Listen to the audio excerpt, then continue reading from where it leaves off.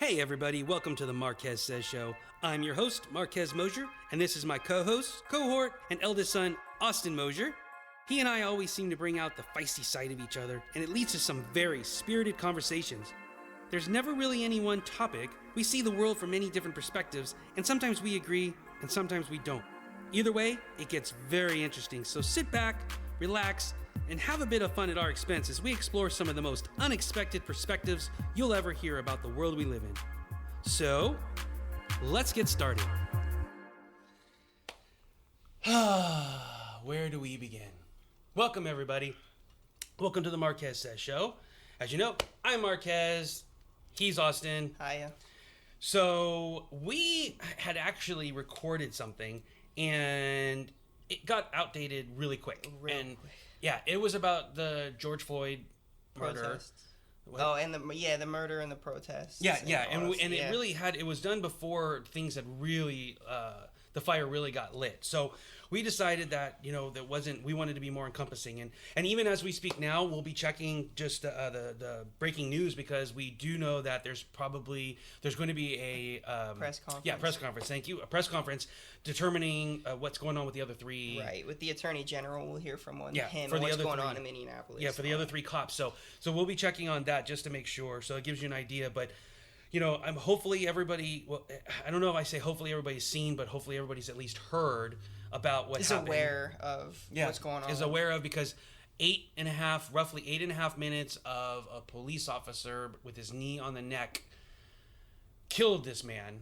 And an unarmed complaint, man. Yeah, period. Well, I don't think there's probably any justification under any circumstances. No, yeah, that's true. There's no justification, but I think that it's a helpful detail to just show how much even more severe this all is, and every little detail counts. And over and over he was I can't breathe. Yeah, I mean, it was just, help me, they're gonna kill me. He said something like, I don't know what you said, like 15 times or something. Yeah, like he said that. it 15 times. So, yeah, he said that phrase, I can't breathe, 15 times. It's just a horrible video, and not only just the cities, all of U.S. and even some of the worldwide has just now Paris kind of is London. Realizing that we have to end racism. We have to speak up. We have to do what we can. And you hear all of these conversations about now that there's the protests and riots and looters, and it's a difficult conversation to have, and it's complicated. But when you break it down to the simplest form, it's don't treat someone differently because of the color of their skin. Mm-hmm. That's the part that people are having problems dealing with. And it took long. I mean, we can't forget that had this not been videoed, had this not been actually published, we may not even known about it. Yeah, nothing would have happened. Things are only happening because we saw it, not because they saw it. And that's horrible. Exactly. And we need to be able to have these conversations and be able to speak up. We need to hold people accountable. The officer was wrong. He was using techniques that were not endorsed or even put forth anymore to be used by anybody. Other officers have come forward and said that they would never have done that. That he's actually, he's not a cop who killed someone. He's actually a killer wearing a cop uniform. Mm-hmm. So there's a difference. There's a change in what's been going on. But the horrificness of just what's going on with the relationships between people of color, the community, and what at every level, city, state, national level, there needs to be an awareness. There needs to be something differently done this time, and these protests I hope are going to go a long way in doing that, because we can't just keep doing the same thing over and over and over again.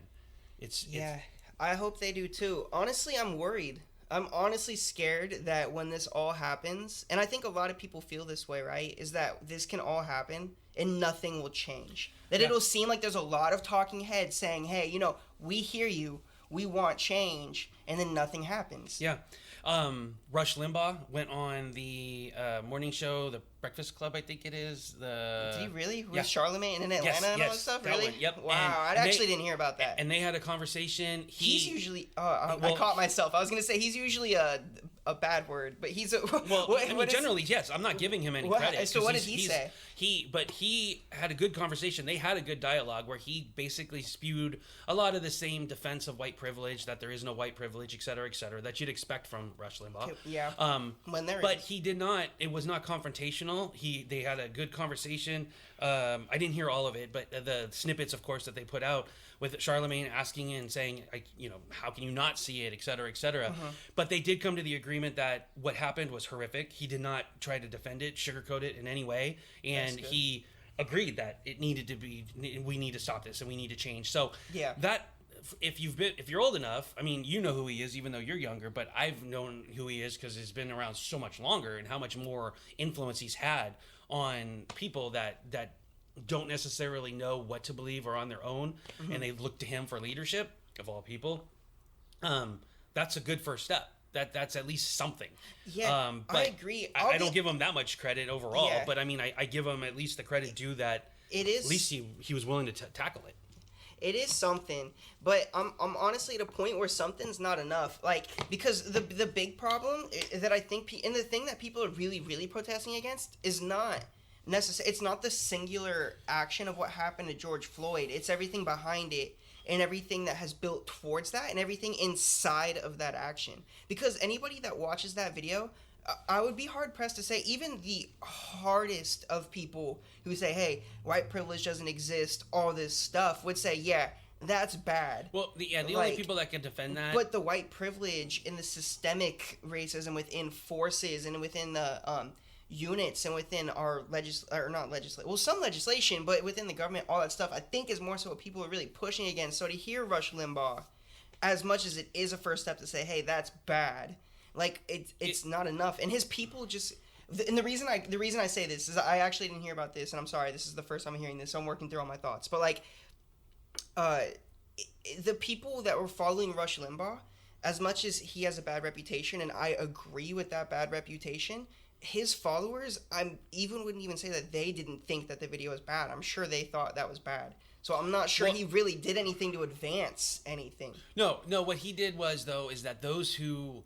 And there's such a big segment of society that follows somebody as opposed to thinking for themselves. That's true. I think some of those people that looked at the video thinking that they're supposed to say, well, he deserved it. Oh, he was resisting arrest. Oh, he shouldn't have done the 20.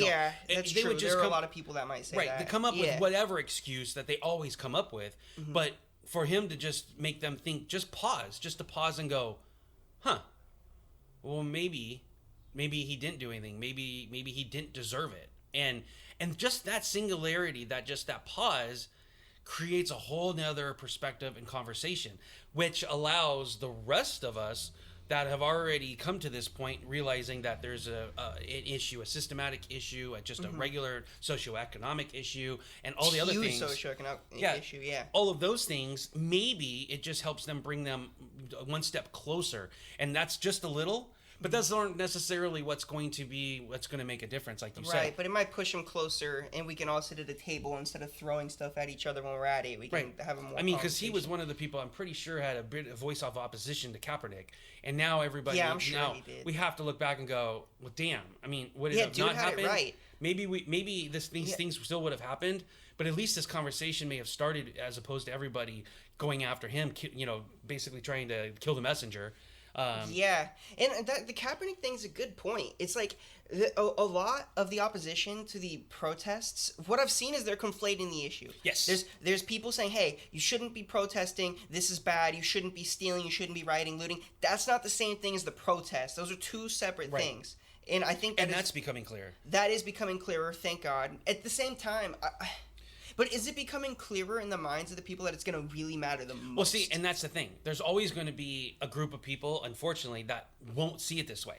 And that's just the way it's going to be, unfortunately. I mean, sorry, Bruce Hornsby and Tupac, but that's just the way it's going to be. Yeah. So that part is not necessarily what we need to focus on because that's going to exist. What we need to focus on is getting as many people to understand that can admit that they were wrong or can accept the fact that we can make a change. Those are the ones that we have to concentrate on, and ultimately that will push things over the edge to hopefully a day where we're not looking at it, where we're looking back mean, I don't know, 10 years, 15, 20, hopefully less. But we look back and go, did we really make decisions based on someone's color of their skin? I mean, is that, Yeah. you know, Well, I mean, we need, the sooner we can get to that point in history where we hope so. look back and go, did we really do that? Mm-hmm. I mean, that's what we're moving towards. Yeah. And that will not be a unanimous, unfortunately, will not be a unanimous it thing. won't. But if we can get more and more people every day, that is a victory. If we can push for legit reform in just updating of these laws, regulations, all that stuff, that's going to go a significant way too. And I think part of that is going to happen now because legislation will start changing, because as you talked about with the conflating of the looters, rioters, and protesters, a lot of this also has to do with the fact that we all have phones, we all have the 24-hour media cycle and the cameras everywhere, because it's becoming more and more obvious that you can see how peaceful protests are happening and they're just fine.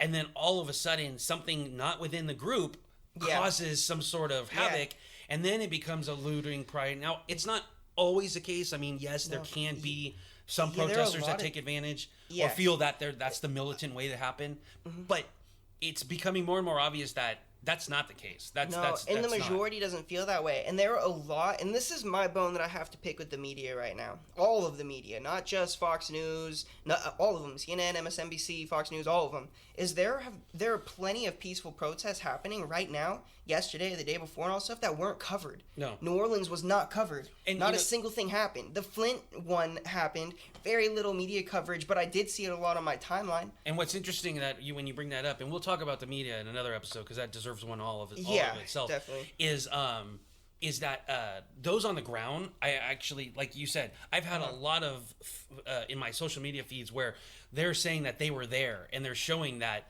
with videos going, this was just fine. This was just fine. Yeah. But we're in Southern California. In Northern California, where your sister is, I spoke to her, and she said that their situation with some of the areas and stuff is quite different, where there's not a lot of even cover for the looters and rioters with protests, where they're just basically, when the sun goes down, they're just taking advantage of the situation. Yeah. And unfortunately, those ones are making it harder for everyone else. Yeah. And right. I'm gonna check.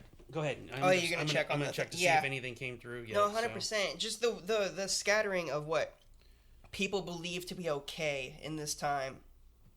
I mean, it's insane. Like, I'm not gonna tell anybody that they shouldn't be angry because I'm angry. Absolutely. I'm not gonna tell anybody not to feel hurt because I'm hurt. When I watched that video, the George Floyd video, I legit, like, it brought me to the brink of tears. Like, and I would imagine that almost everybody felt that way. Oh, I felt it was just so different this time.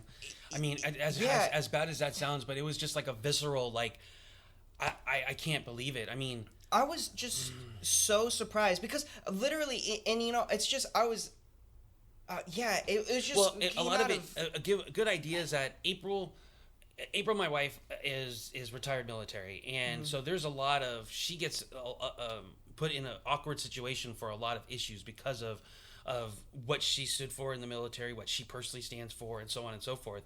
And she was even moved to be more proactive. She's never been silent, but she even got moved to be more proactive about speaking up and saying stuff and supporting, because it was one of those times where, why did it take such a clear, like, quote unquote, there was almost no way for anybody to make an excuse. Even the most deep and racist rarely had any sort of excuse to lean on other than he deserved it because he was black. I mean, and that was what I think was more horrific and brought a lot of people back to the discussion, because there was no way to stay silent. I actually did a little tangent. Was one of somebody mentioned something on one of their posts, and on the surface it was good. It was like, I am actually celebrating positivity and color, and it was when we were doing a Blackout Tuesday, and about how we're all in this together and da-da-da-da-da, and it was a great message, but I simply asked,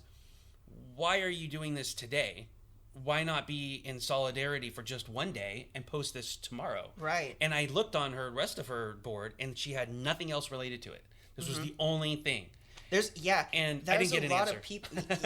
There's a lot of people taking advantage of what is happening in pushing their own, whether it be their own brand, their own personal things in the midst of it. And a lot of it may not necessarily be disingenuous at its core. But it is a little opportunistic, and it's to make themselves feel better when they know that they didn't really do anything to help ever. And a lot of it's a lack of knowledge. It's like the Black Lives Matter versus All Lives Matter. You know, I think the analogies have been around enough that I really hope people will listen to them. At this point, yeah, it's clear. Like, I mean, all lives matter. Yes, we know that. But, you know, I've seen analogies about the burning. Help right now. The burning house. I've seen the burning house. I've seen the sheep one. I've seen a whole bunch of different ones about, and if you're blatantly saying that, well, I don't think that Black Lives Matter should exist because all lives matter, then that is part of the problem.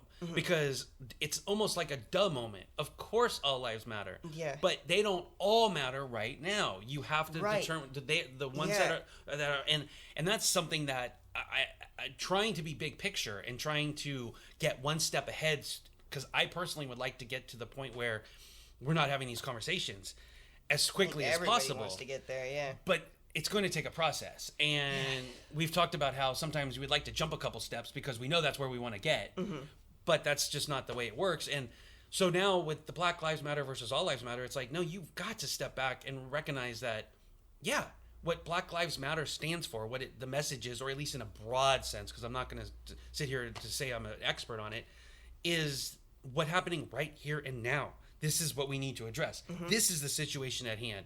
And All Lives Matter is just a dismissal, and that's just that's not helping. It's you cannot just dismiss it. That's I'm gonna be honest. At this point, it feels to me like if you're still saying all lives matter, I'm not gonna tell you that you don't have the right intention, because I do know a lot of people that believe in the whole quote unquote all lives matter, and you think you're being inclusive, but in reality you're not. And you're not saying that everybody matters equally, because if you can look at what's happening to the Black Americans in our country and look at what's happening to white Americans in this country, or any other ethnicity for really that matter, race, it doesn't matter, things are not happening in an equal manner to individual groups of people. So you're not being inclusive if you're saying that everybody matters, because some people matter more right now and they need our attention and they need our help, and All Lives Matter just takes away from that focus. And it's a lot of what this whole thing has done is brought up a lot of people have been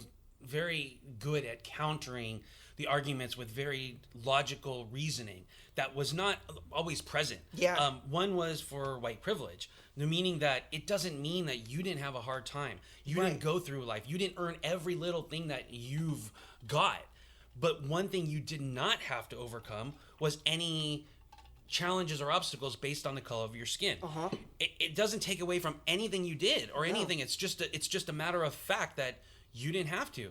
I mean, in some ways it's equating to the fact that, you know, I don't know if this analogy will actually work, but it's kind of like two people in a car going to the same place. One of them hits red lights and one of them hit green lights. I mean, you know. Yeah, that's actually a good one. I've never heard that before. It's kind of like, well, you guys both got there and you both were doing what you needed to do, but one person had to deal with red lights and one person didn't. I mean, that's a good point. And so therefore, white privilege exists, and yes, you benefit from it. Is it overt? Sometimes. Is it implicit? Sometimes. Did you mean for it? Probably not. But that doesn't make a difference. I mean... Yeah, and it's not... And I think that some people get so upset with the term white privilege, they feel like when somebody says that they themselves are doing something explicit and intentional to make things worse for other people that are not white. That is not what is being said. Well, that's racism. That's... Or prejudice, at least. Right. I mean, however you want to define it. Personally, I'll go on the record, I do think that's racism. And we can have that dialogue maybe another episode. White privilege? No. Oh, you mean... sayings, like, because there's like we don't have to get into it, but I do personally think if you're gonna say like, I lost my train of thought. If there are some people that say like, all white people are this way and they're all horrible and they do all that stuff. The generalization. Right. I would say that or towards anybody. Exactly.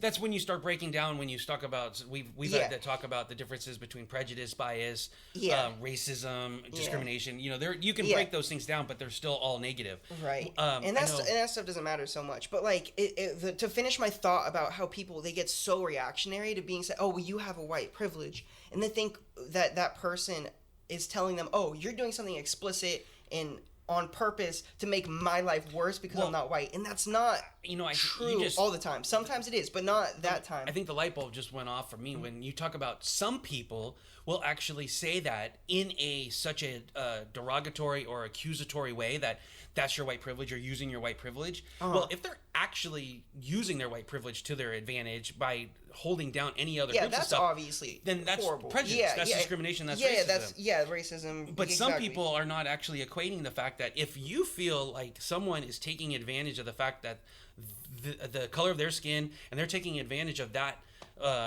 like a white person is taking advantage of that over a black person, that's not white privilege. That's racism. That's discrimination. That goes beyond it. It's even, and I think we're in some ways now we need to call that out. We don't call it white privilege. Call it you're being racist.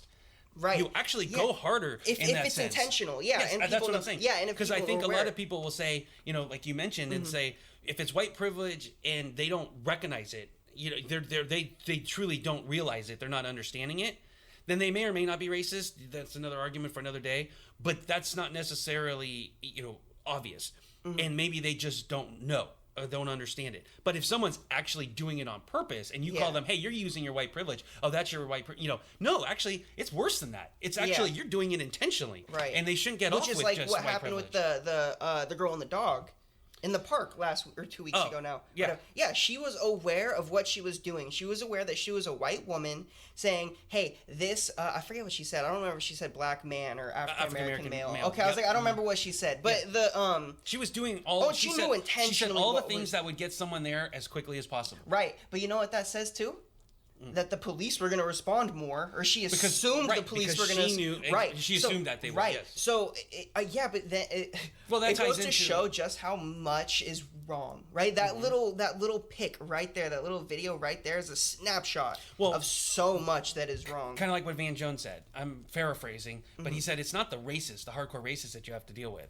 He has to worry about that middle America person that just gets uncomfortable or uses that as a weapon, and that's what she was doing. That is what needs to be eradicated. And I talk about it from they talk about obviously if hate can be taught or hate is taught, then love can be taught. Hate is learned and so on. We have to start with the kids. We have to start with the fact that don't ever use any sort of action involved with someone's color of their skin. Like the black kid did it. You just can't even go there. You can't say even the white kid did it. Just don't do that because it equates an action with a color of skin. Now, if it's purely an identifier just because they're standing in a row and all it is there's 3 black kids, 2 white kids, and a brown kid or something. Okay, that can be questionable. You can argue the nuances of that. But as soon as you put an action with it, like the 3 black kids did it, and to a degree, even if it was the 3 black kids did really well. Well, inherently, it's like, well, what did they do well because they were black? What does it have to do with that they did well with their black? I mean, it's just it puts a question out there, and that's how sensitive we really do need to be. Is that we can't associate any actions, positive and certainly not negative, with a color of their skin. Right. And then there's, again, and we've talked about this, is it's hard. Yeah, it's hard. It's supposed to be hard. You've always told me, because I'll say this a lot. It's like, well, when I'm processing and I'm trying to figure out my next thought, I'll go, that's hard. And then he'll always be like, well, yeah, but it's supposed to be hard. Yeah, it doesn't. That's true. And, because we talked about this in the one that became outdated, is there is sometimes where it's okay to identify things based off of as long as it's a pure identifier, right? With like no jazz, positive. we talked about, or hip hop, or anything like that stuff, because it's there are certain things that are tied to culture, in a particular culture, and you don't want to take away from that. But like what you're saying, certainly anything negative, absolutely not. Like even what you said with jazz and stuff, it's basically that's just a fact. It's a fact. Exactly. It's just an identifying fact of. Yes, it came out of the black community. I mean, but you were not saying now if someone said I really like jazz, that because especially if you said because it came out of the black, you'd be like that's bad. Hello, I mean, that's and even if you say I really like jazz music, I really like jazz music that came out of the black community, and it's kind of like what was there a tie-in between those two, or was it just that Starts kind getting into some creepy Get Out territory for those who have seen the movie. So that's what we have to deal with. And these protests, that's what it's furthering the conversation. You hear about speak up. It's not enough anymore to say, hey, I'm not racist. No, I'm anti-racist. Yeah, I mean, true. I am There's pro-diversity. I'm pro-acceptance. Whatever you want to do, but you have to say, it's not just I'm not racist.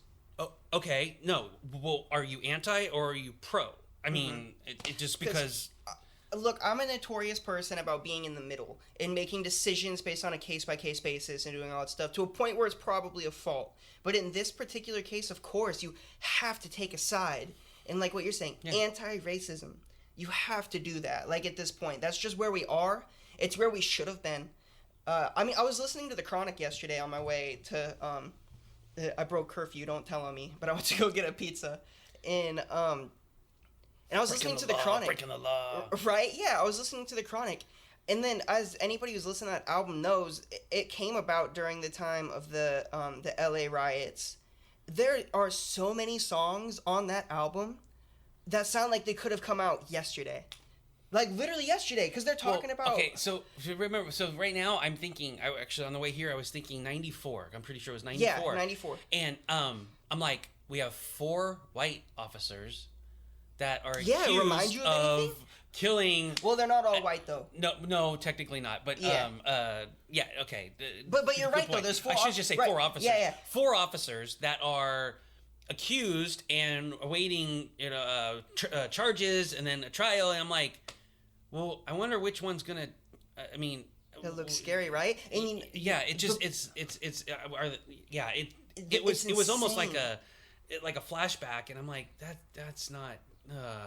Right. And then this, obviously, the George Floyd incident didn't happen in LA, but the whole world, like what we touched on earlier, is having a reaction to it. LA is definitely having a reaction to it because it hits close to a lot of people from LA and a lot of families and stuff who've lived through all this and seen it happen in their community.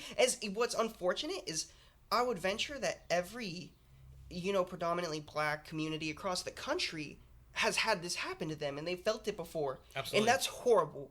Like, and there's something that as we're waiting, I'm still waiting, checking in on this, is that, they haven't they talk about what can we do? And obviously the first thing is to speak up. That's obviously the biggest one, is to call it out when we see it. You have to listen to the protesters, listen to their voice. The police officers, the sheriffs, there's a good chunk of them. I don't know if it's a majority, but there is a good chunk of them that after the first night or two, they realized that doing it the old way of confrontation wasn't going to help. And they actually decided to, let's listen. Let's kneel with them. Let's talk with them.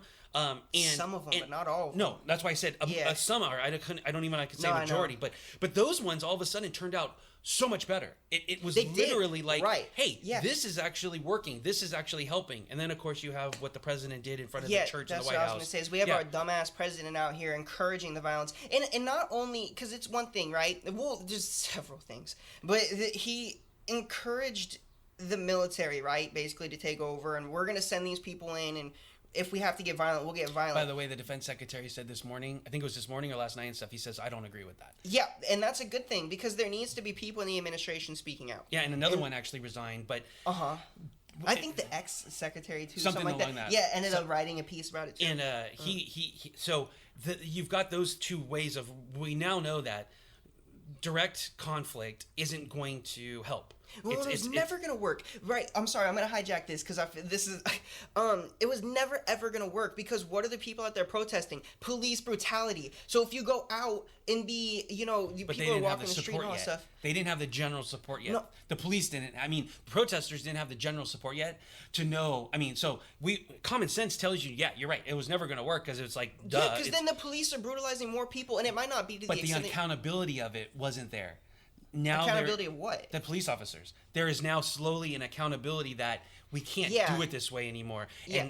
And the ones who do it this way, they need to be held accountable. Like a bunch of officers, I think, from the Atlanta police force Atlanta's got been fired. pretty good about it. So actually there are a few officers in LA that were being pretty good about it. So and Flint, of course, Flint, Detroit, Michigan, or not Detroit, but Flint, Michigan. I was talking about officers that they were actually fired because they were still doing saying, the old way. You're they saying, were still handling yeah. Yeah, so yes, we've got the good ones. Oh, but I see what you mean. They're The actually people that are getting, we're starting to actually see action where they're saying police chiefs and so on are saying no.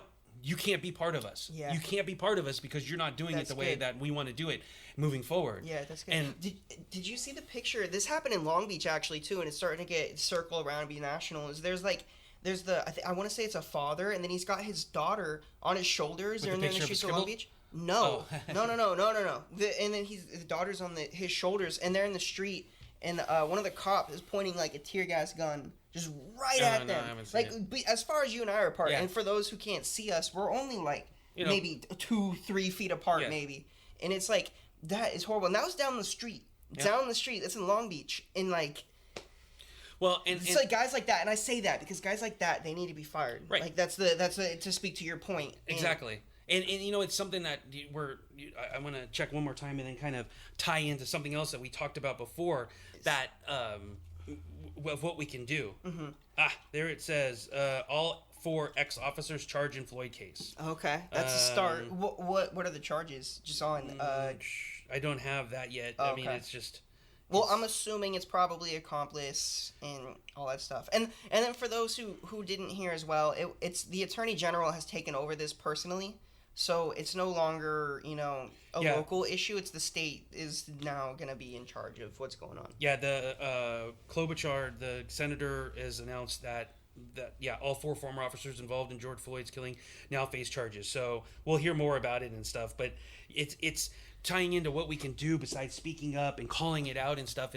It's something that's not as nearly as controversial. But I always have these conversations with people when they talk about perfection and perfectionism and how you want to what was I going to say, progress is better than perfection. And I say progress they say progress over perfection, and I say progress towards perfection, because I personally, while I cannot be perfect, I can try to be, because my definition for perfection is to eliminate as many flaws, mistakes, and missteps as I can. And when we relate that to being racist or not understanding white privilege or just not understanding what's going on, you have to be able to admit when you were wrong. You have to be able to change your mind. You have to be able to eliminate as many mistakes, flaws, and missteps that you've made in your life. And if that causes you any sort of anxiety, if it causes you any sort of hesitation or procrastination, any sort of feeling uncomfortable and stuff, those are issues you need to deal with, but they're underlying issues, and the perfectionism is triggered. If I said to somebody, like, look, you know what? One of the ways to try to deal with racism is to try to be perfect. You're going to be like, what? What are you talking about? And the point is that, well, if we're dealing with racism and we know that it's wrong, because this doesn't work on anybody who thinks racism is right, you have to think about, well, I'm going to have to start thinking about, well, what do I do? What are the stakes? A lot of people talk about, I don't know, I'm white, and I don't feel comfortable. I don't know what I should be doing in a situation. You see Educate yourself. And there you go. It's like, okay, eliminate that anxiety. Don't say that. Don't use that as an excuse. Yeah, because I have friends, I know people, and they feel that way. And it doesn't mean they're bad people. It just means that they truly don't know what to do. But the start of handling anything you don't know what to do, educate yourself. Right. Read. They need to be able to try to in the process of doing that, they're trying to learn and better themselves. And when you're trying to better yourself and become the best at anything, you're trying to be perfect. You are trying to accomplish perfection. And it's funny because it's one of the few things that you can try to do knowing that you'll never ever get it. Yeah. But it's in the pursuit of doing so that makes a difference. And it will change things over time. And even more important than over time, because there are a lot of people, myself included, that saying overtime is no longer good enough. And I do agree, in this case of racism and all that stuff, and I agree with that. And so when I say like, oh, the journey towards perfection will help things over time, it actually will help things right now. Absolutely. If everybody decides, hey, you know what?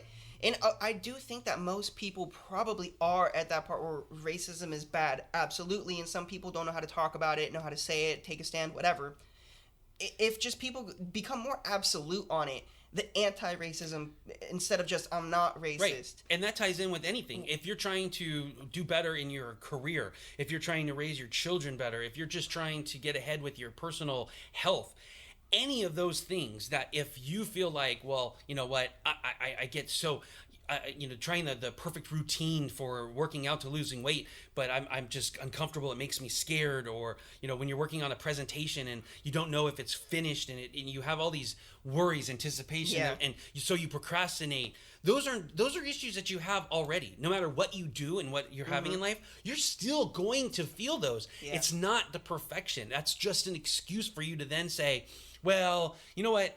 I'm not going to try for perfection because it makes me anxious. I procrastinate. I hold off. I freeze. You're just enabling yourself to not pursue something. Yeah, you need to be able to then look and go, okay, well, what's my issue? Because there are plenty of people who have no problems whatsoever accomplishing perfection, and that's because they deal with the underlying issues. Right.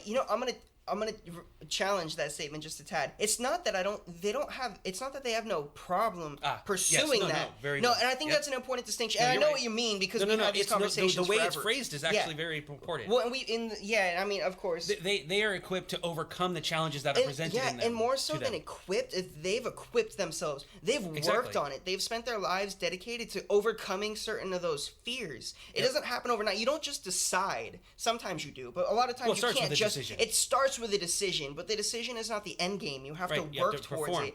Just like you work on your body, you have to work on your mind, and those are equally as important. And that ties it back into the point when if you are going to say to yourself and truly believe to say that racism is bad, then the next step is, if you don't know what to do, if you don't have, the next step is to go, well, what do I need to do in order to be able to help end it? Because if you decide that, well, I think it's bad, but you know what? I don't really feel comfortable saying anything. I don't know what to say. I'm not going to do anything. Then you're actually not helping to end it.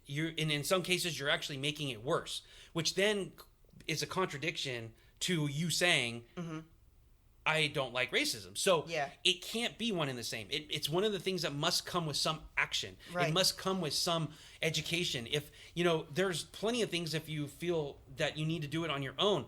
If you don't have, quote unquote, any black friends or people of color that you can actually ask, that you trust and can be vulnerable with, there's plenty of things up on the internet. There are books. Yeah. There are, there's plenty of things that you can. There is no excuse for you to not do something and again, it could be the fact that there's nothing to do until there is. And when that one instant comes up, when you're at a cocktail party, you're at a party with your friends and someone says something that's somewhat insensitive, no matter how insensitive it is, to go, I'm sorry, I'm not comfortable with that. I don't agree with that. I don't feel good. And it'll put you in an awkward, like what you said, uncomfortable position. And unfortunately, that's just part of what it is. And you got that's you striving for being better. That's for you striving but it's not even just for you. If you do that, if you have that conversation, you have no idea who you're going to impact at that party. Right. And I know, again, not to interrupt you, but it does start, I think it is okay with it just to say that if everybody tried to better themselves, if everybody tried to perfect themselves, everybody tried to be as perfect as they can. And yes, that sounds weird. And yes, people are going to look at you like you're nuts. How much of an ego do you have? It's like, no. If I try to be as perfect as I can, which means to eliminate as many flaws, to make as few mistakes and missteps, and to learn from all of them, then if I can do that for myself, you're right. It'll cause a chain reaction. It'll trigger. Yeah, and then if everybody is better, then obviously the community is better. You may lose friends. I mean, actually, your sister, like I had a conversation, she was talking about how her friendships may be gone, or at least on shaky ground, because of the fact that she stood up and was basically saying, I'm not cool with that. I don't like where you're taking this, your conversation, how you're talking. And it was funny because they thought that they were actually being very militant. They thought in a good way, like supporting the protests and the looters and everything like that. But in that same approach, they were then actually criticizing and critiquing other people of color. So it was like, that's the irony of a lot of this right now, is people coming out and it's opportunistic and people not understanding what the real problem is and creating a bigger problem. Well, I was going to say is that the reason I was bringing that up was because of the fact that sometimes, and it's hard to hear and it's hard to understand, but there's sometimes that if you think that you're going to, or you actually lose a friendship or relationship over something as important as racism, then it is okay. It is probably worth it, because that person, if they're unwilling to listen to you and they're unwilling to listen to your perspective and acknowledge that maybe their views are outdated or uneducated and et cetera, then yeah, maybe the greater good is served by you being able to influence the other people that can, because you can't force them to. You can't force them to do something else. And that applies to ourselves too, to make that realization that, well, wait a second, if someone calls me out and I go, well, I'm not racist, you got better damn well say, well, wait a second, what did they think it was? Right. What did I do? Yeah, what did I do that maybe it was? And maybe you didn't do anything. And maybe it's, maybe you really didn't do anything, and maybe it's just a false finger point. But analyze why that happened. And it might show you, oh, this person doesn't understand what they're talking about. Well, it's interesting that it comes to, I talk about, if you look at my other business stuff, I talk about think more, care more, live more. And the think more part is about awareness, self-awareness, your situational awareness. And part of that is like what you just said. What you just said was all about what that think more part is. It's about awareness, to go, oh, wait a second. Maybe there is something I'm missing within myself. And it either confirms or it'll challenge you. So you can either look and go, nope. I'm actually I'm comfortable knowing that what I did was right. Okay, or you can go, nope, that was wrong. And it's sometimes, yes, that can be delusional, but you have to be honest with yourself. This isn't an excuse. Yeah, honest just basically saying that, oh, I'm good. You have to be honest with yourself.